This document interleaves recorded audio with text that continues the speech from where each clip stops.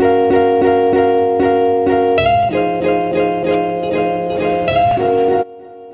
sini saya akan membahas tentang program konseling.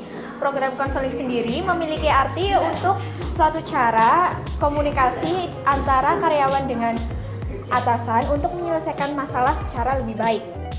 Selanjutnya ada fungsi-fungsi konseling, yaitu diantaranya yang pertama ada penentraman hati, yang kedua ada pemberian nasihat, yang ketiga ada komunikasi, dan yang keempat ada pengenduran ketegangan masalah, yang selanjutnya penjernihan pemikiran, dan yang terakhir ada reorientasi. Selanjutnya ada tipe-tipe konseling, itu ada 3. Yang pertama ada directive counseling, yang kedua ada non-directive counseling, yang terakhir ada cooperative counseling. Di sini saya akan menjelaskan tentang stres dan prestasi kerja, reaksi terhadap stres, dan kegiatan personalia yang dapat mengurangi stres. Yang pertama ada stres dan prestasi kerja. Stres itu dapat sangat membantu atau fungsional, tetapi stres juga dapat berpengaruh Tetapi stres juga dapat berperan salah atau merusak prestasi kerja. Hal ini berarti bahwa stres dapat berpotensi mendorong tergantung dengan tingkat kestresannya yang dimiliki. Yang kedua ada reaksi terhadap stres. Orang-orang memiliki toleransi yang berbeda saat menghadapi kondisi stres. Ada orang yang dengan mudah sedih atau menangis saat menghadapi masalah yang ringan, dan ada juga orang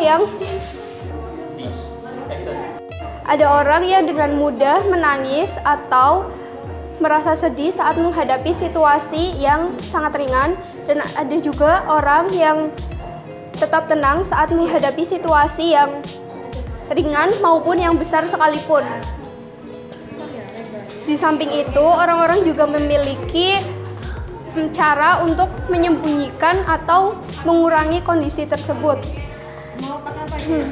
Ada orang yang dengan mudah untuk melupakan dan kembali ke situasi semula, dan ada juga orang yang sulit untuk kembali ke situasi yang semula. Yang ketiga ada kegiatan personalia yang dapat mengurangi stres. Cara terbaik untuk mengurangi stres yaitu dengan cara menangani penyebab-penyebabnya. Contohnya, Departemen Personalia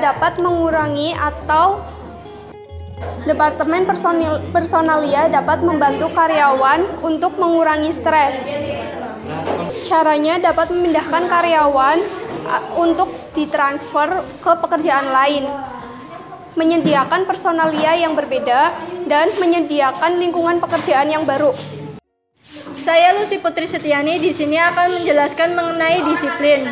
Disiplin adalah kegiatan manajemen untuk menjalankan standar-standar organisasional. Ada 2 tipe pendisiplinan. Yang pertama adalah disiplin preventif dan disiplin korektif.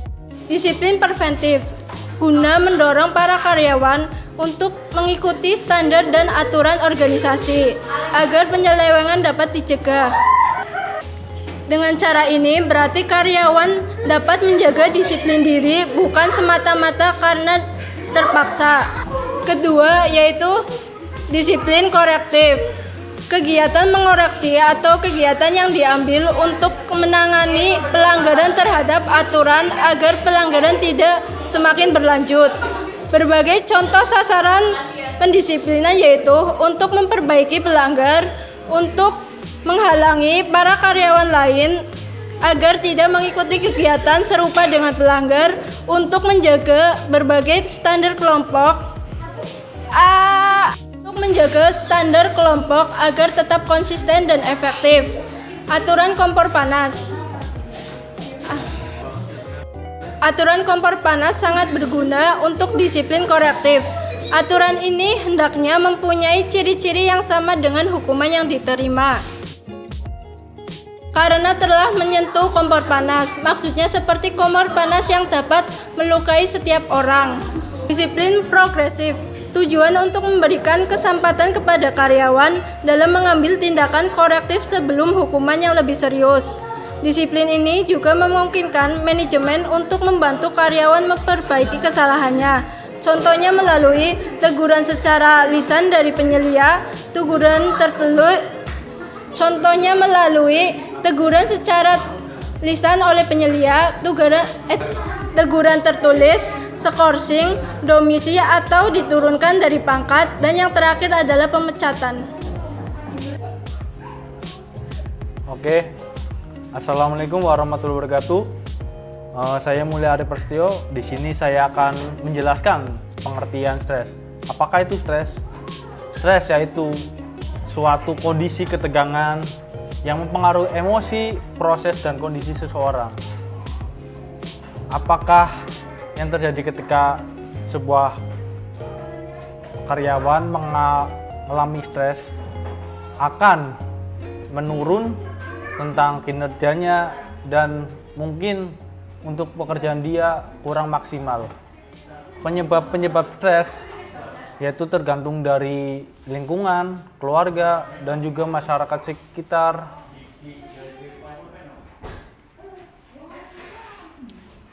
Baik, ada sejumlah kondisi kerja yang sering menyebabkan stres bagi karyawan. Kondisi-kondisi kerja tersebut salah satunya adalah beban kerja yang berlebihan, tekanan atau desakan waktu, kualitas supervisi yang jelek, iklim politik yang tidak aman, frustasi, dan yang lain. Di lain itu, masalah yang terjadi di luar perusahaan atau sering disebut dengan off the job, salah satunya adalah kekhawatiran finansial, masalah-masalah fisik, perubahan yang terjadi di tempat tinggal, atau masalah pribadi lainnya. Oke, mungkin itu saja. Oke, Assalamualaikum warahmatullahi wabarakatuh. Saya Muhammad Abdullah Sidik ingin menjelaskan tentang kepuasan kerja, stres, dan disiplin. Adalah keadaan emosional yang menyenangkan atau tidak menyenangkan dengan mana para karyawan memandang pekerjaan mereka. Kemudian ada fungsi-fungsi personalia yang mempunyai pengaruh langsung dan tidak langsung pada kepuasan kerja karyawan. Maaf guys. Dalam banyak kasus memang sering ada hubungan positif antara kepuasan tinggi dan prestasi kerja tinggi, tetapi tidak selalu cukup kuat dan berarti signifikan. Ada banyak karyawan dengan kepuasan kerja tinggi tidak menjadi karyawan yang produktivitasnya tinggi, tetapi tetap hanya sebagai karyawan rata-rata. Kepuasan kerja itu sendiri bukan merupakan suatu motivator kuat. Bagaimanapun juga, kepuasan kerja perlu untuk memelihara karyawan agar lebih tanggap terhadap lingkungan motivasional dan yang diciptakan. Masalah pokok di atas adalah apakah kepuasan kerja mengarahkan ke pelaksanaan kerja lebih baik atau sebaliknya.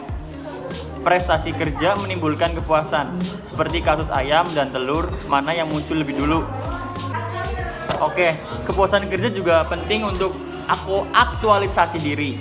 Karyawan yang tidak memperoleh kepuasan kerja tidak akan pernah mencapai kematangan psikologis dan pada gilirannya akan menjadi frustasi.